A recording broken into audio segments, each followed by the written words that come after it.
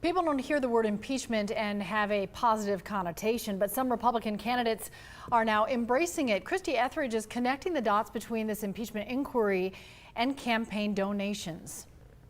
It turns out the talk of impeachment is helping President Trump and others raise a whole lot of money.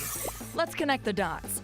Right after Nancy Pelosi announced she was supporting an impeachment inquiry into the president, a message went out from his campaign asking supporters to join the president's impeachment defense team.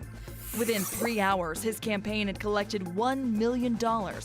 Within 24 hours, the Republican National Committee had raised $5 million. While most people would think talk of impeachment would be a crisis, political insiders on both sides of the aisle are seeing this as a great opportunity to raise some campaign cash. A company that processes most online Democratic donations said Tuesday was one of their biggest fundraising days in months. Political watchers say candidates are using this fight to tap into voter outrage and their wallets.